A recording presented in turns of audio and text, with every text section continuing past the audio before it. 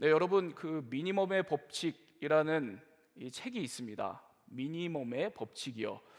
이 책에서는 이 미니멈의 법칙이라고 하는 우리 인생의 이 성장에 있어서 중요한 이 법칙 하나를 소개를 하는 그런 책입니다.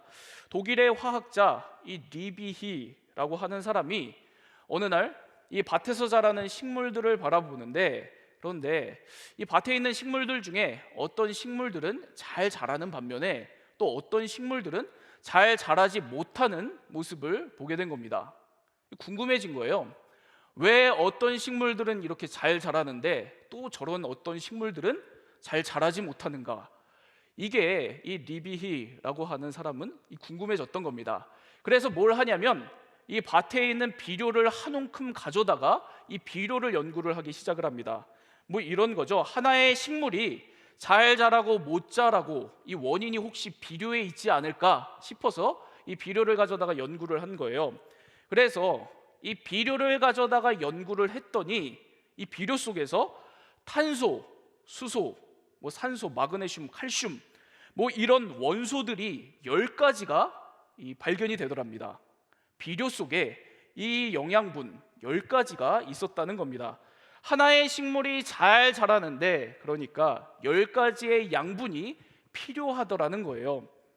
그런데 중요한 발견은 그 다음입니다. 그 다음에 이 하나의 식물이 잘 성장하기 위해서는 10가지의 양분이 필요한데 문제는 이 10가지의 양분이 전부 다 필요한 겁니다. 전부 다요. 이런 거죠. 10가지 양분 중에 딱 하나라도 부족한 양분이 생기게 된다면 그러면 그 식물은 제대로 성장하지 못하게 된다는 걸 발견을 합니다.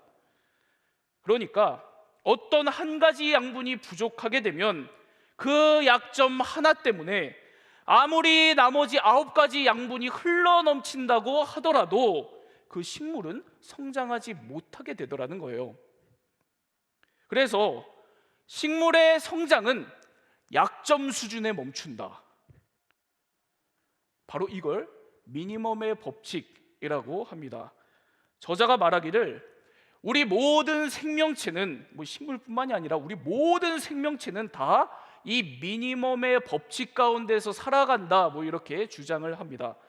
식물뿐만이 아니라 우리 인간까지 이 모든 생명체들은 그 성장에 있어서 강점이 아니라 약점이 중요한 역할을 한다는 거예요. 지금 나에게 가장 낮은 이 미니멈의 약점이 무엇이 있나? 뭐가 있습니까, 여러분? 문제는 바로 그 약점 수준, 약점 정도의 수준에서 우리 인생이 결정이 된다. 이게 바로 이 미니멈의 법칙입니다.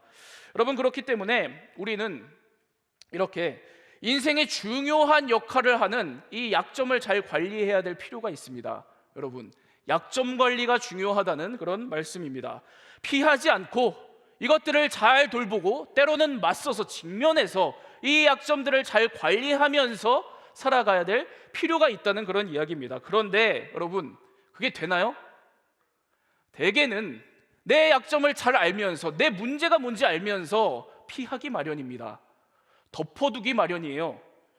그렇게 살아가는 것, 이게 참 우리에게, 오늘 우리들에게 문제가 아닐 수가 없습니다. 약점을 이렇게 회피하다 보니, 덮어두면서 그렇게 살아가다 보니까 늘 그대로입니다. 성장하지 못한다는 겁니다.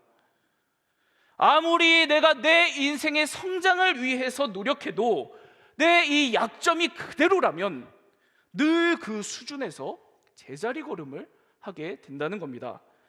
여러분, 이게 제가 생각을 해보니까 우리 신앙생활에 있어서도 다르지 않더라고요. 이 미니멈의 법칙이 우리 신앙에도 그대로 적용이 잘 된다는 거예요. 어떻게 적용이 될까요? 교회에 나와서 내가 이것저것 열심히 한다고 하더라도, 또 이런저런 양육 훈련을 받았다고 하더라도, 신앙 경험이 내가 이렇게나 많은데도 도무지 내가 잘하지 않는 것을 우리가 경험할 때가 있습니다. 변하지 않고 늘 그대로인 나를 발견할 때가 있다는 겁니다. 여러분, 혹시 내가 덮어두고 피하기만 하는 이 약점 때문은 아닌지, 오늘 우리들이 그것을 돌아봐야 될 필요가 있다는 겁니다. 제가 이 미니멈의 법칙 책을 읽으면서 이 자연스럽게 한 인물이 떠올랐습니다. 그래서 이 몇 주 동안 이 인물에 대한 이 말씀을 나눌 거예요. 그 인물은 바로 오늘 말씀 이 사사기에 등장하는 삼손입니다. 삼손이요. 삼손은 뭐 여러분들이 다들 잘 알죠? 이 삼손하면 여러분 잘 알려진 대로 그 부모가 이 하나님께 출생부터 이 아이를 하나님께 바친 이 말 그대로 이 나시린이라고 하는 하나님께 바쳐진 사람입니다. 거기다가 너무도 이 이스라엘 민족 참 어려웠던 그 시기 사사 시기에 하나님의 백성들의 리더인 사사라고 하는 중요한 리더십의 역할을 맡고 있었던 사람이 바로 이 삼손이었습니다. 그렇기 때문에 성경 말씀은 기록하기를 하나님의 영이 늘 그와 함께 했다고 기록을 합니다. 그뿐만이 아닙니다. 하나님께서 그에게 어마어마한 힘을 주셔서 그 능력으로 살아갔던 사람이 바로 이 삼손이거든요. 그런데 성경에 나오는 하나님의 사람 중에 이만한 강점을 갖고 있는 사람이 있었을까 싶을 손에 꼽을 정도로 성령이 늘 함께 했었던 사람, 어마어마한 힘을 갖고 있었던 큰 강점의 사람이 이 삼손이었습니다. 여러분, 그런데 이 삼손의 치명적인 문제는 이 큰 강점과 더불어서 너무도 분명한 약점을 갖고 있었던 거죠. 관리 안 되는 약점, 모두가 다 아는 그 약점인데 피하고 돌보지 않고 덮어두고 방치하고 살아갔던 그 약점이 너무도 분명했었던 겁니다. 전혀 그 약점 관리가 안 되는 사람이 바로 삼손이었습니다. 그래서 이 삼손의 인생을 살펴보면 그토록 큰 그 강점, 하나님께서 주신 그 강점은 온데간데 없고 늘 자신의 그 약점 수준에서 머물렀던 사람이 바로 이 삼손입니다. 그래서 오늘은 이 삼손의 약점을 살펴보면서 오늘 우리들의 이 약점 관리의 문제, 이 약점의 문제를 두 가지 차원에서 한번 말씀을 통해서 점검해 보려고 합니다. 오늘 본문에서 발견되는 첫 번째 삼손의 이 약점입니다. 첫 번째 삼손의 약점이에요. 그가 습관적으로 가지 말아야 할 곳으로 내려가는 이 일탈의 인생이었습니다. 삼손은 가지 말아야 할 곳으로 습관적으로 갔었던 이 내려갔었던 일탈의 인생이었다는 거예요. 오늘 말씀 1절에서 2절 말씀을 우리 함께 보도록 하겠습니다. 우리 함께 읽을게요. 시작. 삼손이 딥나에 내려가서 거기서 블레셋 사람의 딸들 중에서 한 여자를 보고 올라와서 자기 부모에게 말하여 이르되 내가 딥나에서 블레셋 사람의 딸들 중에서 한 여자를 보았사오니 이제 그를 맞이하여 내 아내로 삼게 하소서 하매. 여러분, 이 말씀 시작을 한번 보세요. 오늘 말씀은 삼손이 딥나로 내려가더라, 이렇게 말씀이 시작을 하고 있습니다. 삼손이 살았던 이 사사기 이 당시에 이 딥나, 삼손이 내려갔던 지역, 이 딥나는 블레셋 족속이 살고 있었던 그런 마을이었습니다. 이 당시에 이 블레셋 족속은 삼손이 속한 이 이스라엘 민족을 자그마치 40년 동안이나 수탈하고 괴롭히던, 억압하던 그런 민족이었습니다. 여러분, 그러니까 당연하게 이 이스라엘 민족과 이 블레셋 족속은 사이가 안 좋았겠죠. 너무도 안 좋았을 겁니다. 그런데 오늘 이 주인공인 이 삼손은, 하나님의 사람 이 삼손은 그 블레셋 족속의 마을인 딥나로 아무렇지 않게 가더라, 이렇게 말씀이 시작을 하고 있는 겁니다. 그리고 거기서 한 여자를 봅니다. 보고 나서 다시 고향인 이스라엘 땅으로 돌아와서 이 부모님에게 이렇게 대뜸 얘기를 해요. 내가 저 블레셋 족속의 땅인 딥나에 갔는데 블레셋 사람의 딸들 중에서 한 여자를 봤습니다. 제가 그 여자하고 결혼을 해야 될 것 같아요. 허락해 주세요. 이게 다짜고짜 이런 얘기를 한 거예요. 여러분, 이 당시에 이스라엘 민족에게 금지되어 있었던 이방 족속과의 혼인을 지금 당당하게 요청을 하는 겁니다. 그것도 이 이스라엘과 적대적인 관계였던 이 블레셋 족속과의 이 혼인을 삼손이 당당하게 요청을 하고 있는 거예요. 여러분, 이렇게 오늘 말씀은 본격적으로 삼손이 이스라엘의 이 리더인 사사로서 역할을 시작하는데 이 그 시작의 순간부터 이 상황이 심상치 않게 돌아가고 있다, 이것을 우리에게 알려줍니다. 이 모든 상황을 가장 시작부터 내려가서라고 하는 단어로 시작을 하는 거거든요. 한 번이 아닙니다. 이 내려가는 게요, 반복적으로 삼손이 블레셋 지역으로 가서 사고를 치는 것을, 일탈하는 것을, 문제를 일으키는 것을 이 성경 말씀은, 사사기 말씀은 내려가다라는 동사로 표현을 합니다. 14장 5절을 볼게요. 제가 읽겠습니다. 삼손이 그의 부모와 함께 딥나에 내려가서, 14장 7절입니다. 그가 내려가서 그 여자와 말하니 그 여자가 삼손의 눈에 들었더라. 14장 19절입니다. 삼손이 아스글론에 내려가서 그곳 사람 30명을 쳐 죽이고 노략하여. 이 뒤에도 15장 16장 삼손이 나오는 그 모든 말씀들을 보면 계속 반복해서 습관적으로 삼손은 블레셋 족속이 사는 곳으로, 가지 말아야 할 곳으로 반복해서 내려가고 또 내려갔다. 이 성경은 그렇게 기록을 합니다. 가지 말아야 할 곳을 반복해서 내려가는 것, 일탈의 인생을 살았다는 겁니다. 일탈이요. 여러분, 제가 최근에 이 일탈에 관한 이런 글을 하나 읽었습니다. 이 사랑 수업이라는 책이 있어요. 이 사종감 수업을 썼던 분이 그 다음 이 책으로 쓴 건데, 사랑 수업이라는 책이 있는데, 그 책을 보다가 이 책의 장제목 중에 이 일탈에 관한 너무도 인상 깊은 장제목, 그 표현을 제가 하나 봤습니다. 어떤 표현이냐면 이런 문구였어요. 애정결핍의 최후 일탈, 애정결핍의 최후 일탈, 이런 표현이었습니다. 우리가 경험하는 이 일탈이 애정결핍에서 비롯된 경우들이 참 많다는 그런 글이었거든요. 그 내용을 한번 제가 읽어드릴게요. 한번 들어보세요. 주의 깊게 들어보시기 바랍니다. 우리가 밥을 오래 굶으면 폭식을 하게 되듯 사랑을 오랫동안 받지 못하면 애정에 대한 갈망도 폭발한다. 사랑 비슷한 것만 봐도 물불 안 가리고 달려든다.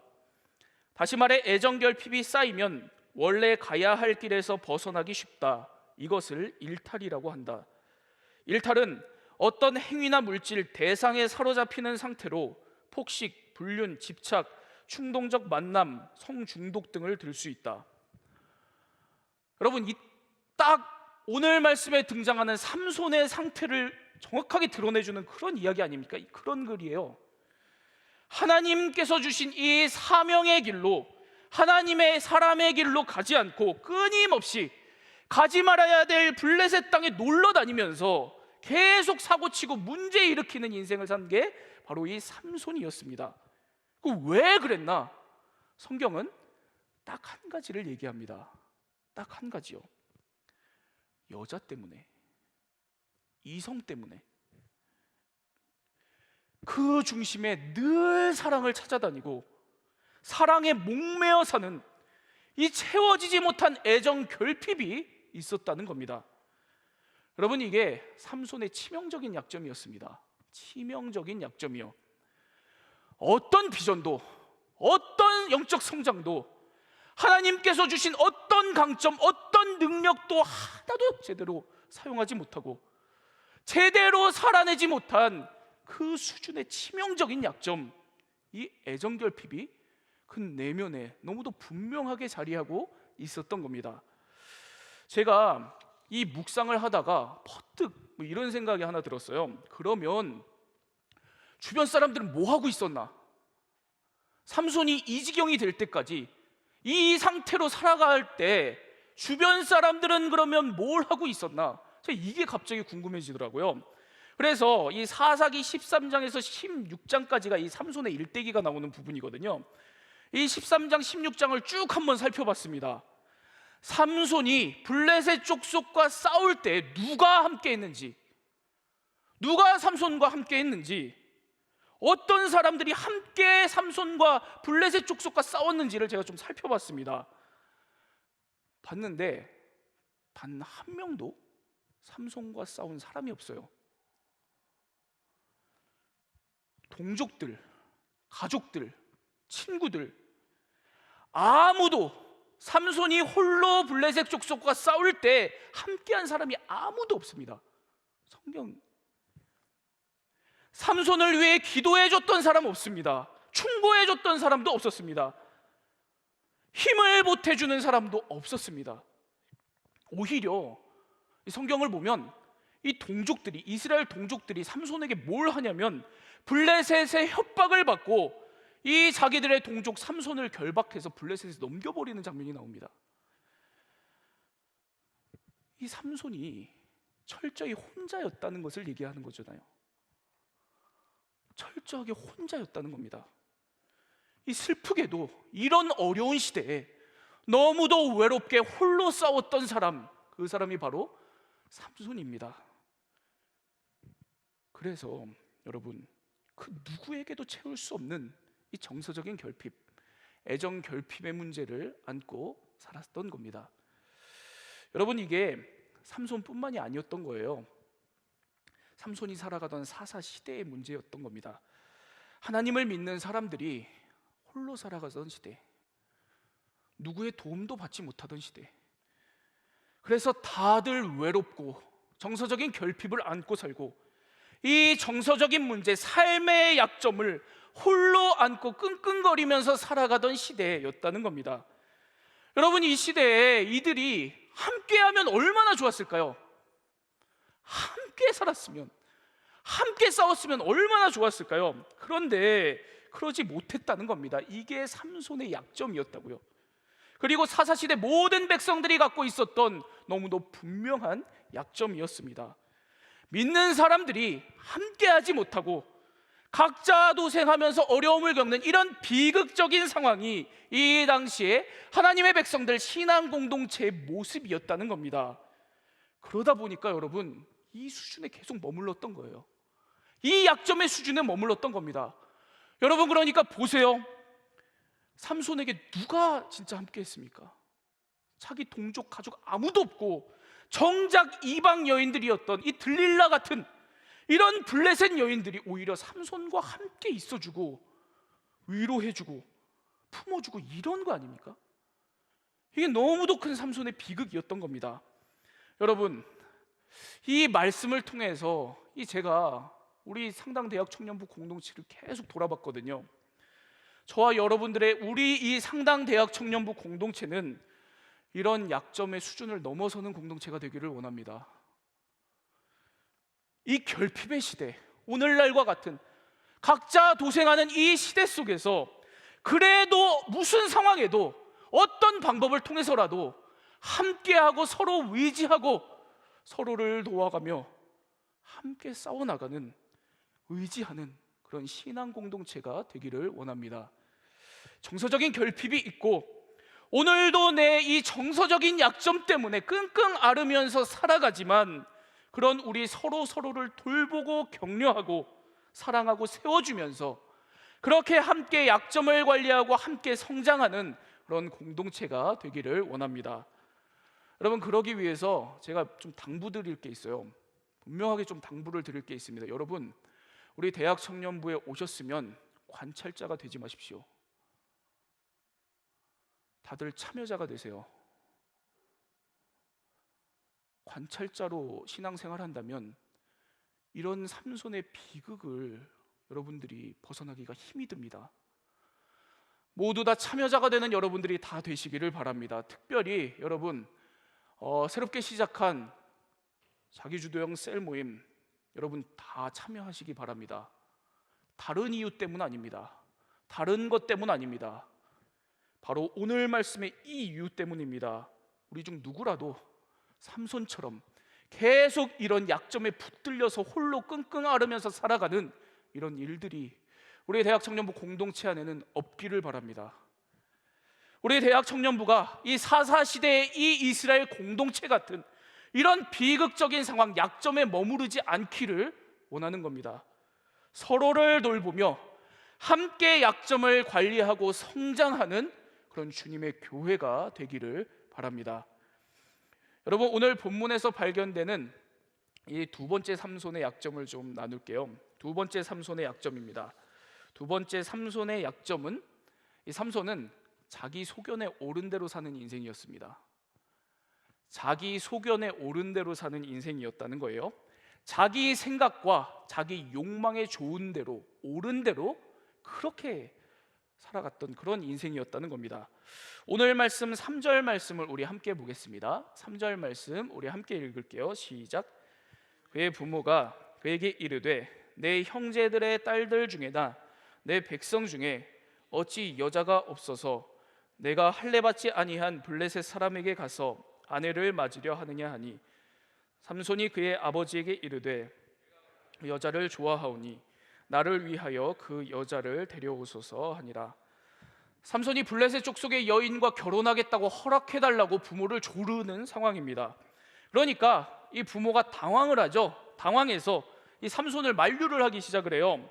같은 이스라엘 동족 중에서 만나라는 겁니다. 어떻게 이 할례받지 않은 그런 블레셋 족속과 결혼을 하냐, 이런 이야기를 합니다.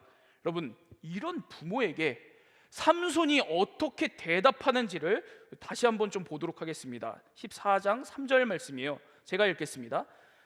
내가 그 여자를 좋아하오니 나를 위하여 그 여자를 데려오소서.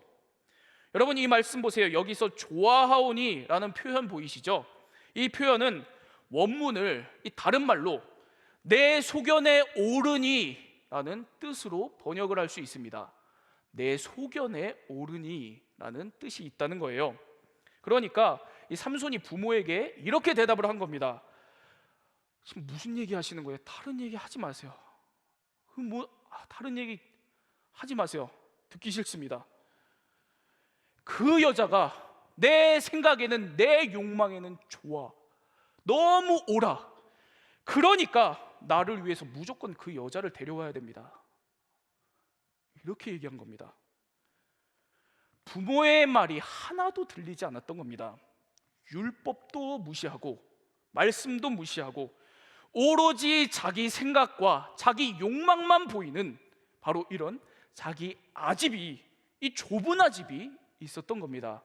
여러분, 이게 바로 삼손의 이 두 번째 치명적인 약점이에요. 그런데 여러분, 4절을 한번 볼까요? 오늘 말씀 마지막 절인 4절입니다. 4절 말씀을 우리 함께 읽도록 할게요. 시작. 블레셋 사람이 이스라엘을 다스린 까닭에 삼손이 틈을 타서 블레셋 사람을 치려 함이었으나 그의 부모는 이 일이 여호와께로부터 나온 것인 줄은 알지 못하였더라. 갑자기 이 사사기 말씀이 한창 삼손 결혼하는 얘기를 하다가 전체적인 상황 설명을 하는 것으로 지금 넘어가고 있어요. 약간 생뚱맞죠? 이런 내용입니다. 삼손이 이렇게 애정결핍에 자기 생각과 자기 욕망대로 살아가려는 지금 이 상황은 다른 이유 때문이 아니라 삼손이 이 틈을 타서 블레셋 족속을 치려고 한 거다. 그의 부모는 지금 이 상황을 이해를 못하고 있는 거다. 이런 이야기가 지금 4절에 생뚱맞게 지금 덧붙여져 있는 겁니다. 이상하죠? 그래서 여러분, 사실 이 대목은 원문 번역을 좀 정확하게 해야 되는 부분입니다. 지금 우리가 보고 있는 개역개정판 성경의 이 번역이 좀 잘못되어 있는 부분이거든요. 이 구절에서 정확히 번역을 다시 해야 될 표현이 뭐냐면 삼손이 틈을 타서라고 하는 이 부분이에요. 사사기를 연구한 이 대부분의 이 성서학자들은 이 삼손이 틈을 타서 이 표현의 이 번역이 잘못되었다고 다들 지적을 하더라고요. 원문은 정확하게 어떻게 직역을 하면 어떻게 되냐면 그가 틈을 타서 이렇게 돼 있습니다. 대명사예요. 정확하게 삼손이라고 표현이 안 돼 있습니다. 그러니까 삼손이 아닐 수도 있는 거죠. 하나님일 수도 있는 겁니다. 그래서 대부분의 성서학자들은 그가 틈을 타서, 이 표현의 그는 삼손이 아니라 하나님이다, 이렇게 번역을 합니다. 그러니까 삼손이 틈을 타서가 아니라 하나님이 틈을 타서라고 번역을 하는 게 맞다는 거예요. 여러분, 이 해석을 가지고 정리를 다시 해드릴게요. 정리하면 이렇게 됩니다. 삼손이 애정결핍에 자기 생각과 자기 욕망대로 블레셋 여인과 결혼해서 제멋대로 살아가려는 이 약점 관리가 전혀 안 되는 이런 상황에 하나님께서는, 살아계신 하나님께서는 그런 삼손의 약점을 통해서도 어떻게든 틈을 타고 들어가셔서 블레셋 사람을 치려고 하셨다는 겁니다. 어떻게든 그 틈을 타고 들어가서 이스라엘 백성들을 구원하려고 하셨다는 거예요. 삼손이 자기 생각과 자기 욕망에 오른 대로 살아가면서 부모 말도 안 듣고 남의 말도 안 듣고 심지어 하나님의 말씀 귀뚜개도 안 듣고 그저 좁은 자기 아집으로 살아가는데, 어떻게든 그런 삼손의 인생에 살아계신 하나님께서 틈을 보고 계신다는 겁니다. 이 틈이요, 조그만 틈 하나라도 비집고 들어가서 삼손을 통해서 블레셋 족속을 무찌르고 이스라엘을 구원할 큰 역사를 이루려고 하고 계시다는 거예요. 여러분, 이런 틈을 타는 하나님의 은혜가 삼손에게 있었다는 겁니다. 그런데 그의 부모도 몰랐다. 당연히 그러니까 당사자 삼손도 몰랐던 거죠. 그 시대 누구도 그걸 몰랐던 겁니다.